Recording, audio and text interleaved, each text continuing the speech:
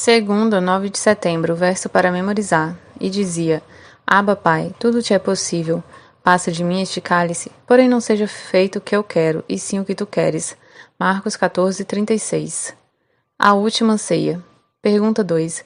Leia Marcos 14, 22 ao 31 e Êxodo 24, 8. Que grande significado para a fé cristã se encontra no relato de Marcos? Enquanto comiam, Jesus tomou o pão e o abençoou. Em seguida partiu-o em pedaços e deu aos discípulos, dizendo: Tomem, porque este é o meu corpo. Então tomou o cálice de vinho e agradeceu a Deus. Depois entregou-o aos discípulos e todos beberam. Então Jesus disse: Este é o meu sangue, que confirma a aliança. Ele é derramado como sacrifício por muitos. Eu lhes digo a verdade, não voltarei a beber o vinho até que aquele dia em que beberei um vinho novo no reino de Deus.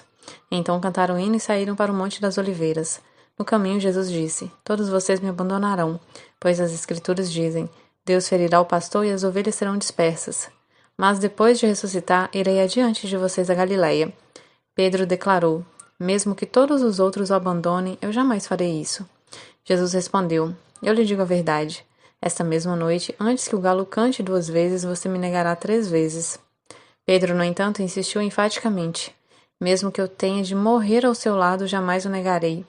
E todos os outros discípulos disseram o mesmo.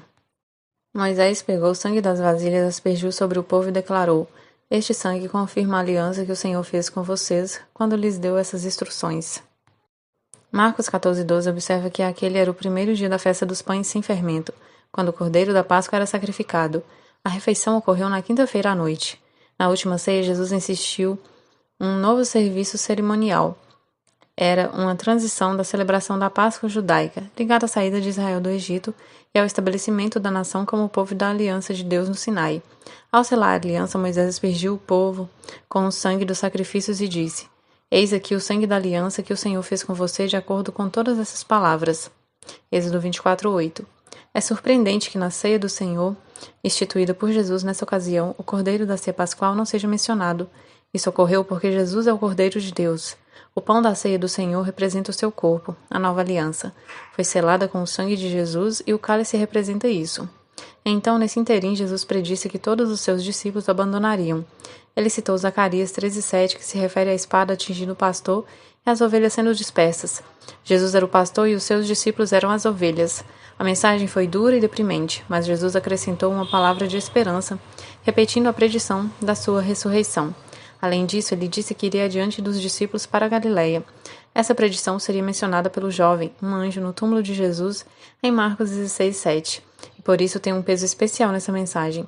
Mas para os discípulos era muito difícil aceitar a mensagem, especialmente no caso de Pedro, que argumentou que todos os outros poderiam abandoná-lo, mas ele não faria. Contudo, com a linguagem solene, Jesus predisse que Pedro negaria 3 vezes antes que o galo cantasse 2 vezes. A predição desempenharia um papel crucial na cena do julgamento de Jesus e da negação de Pedro. Também tem relevância nesse texto.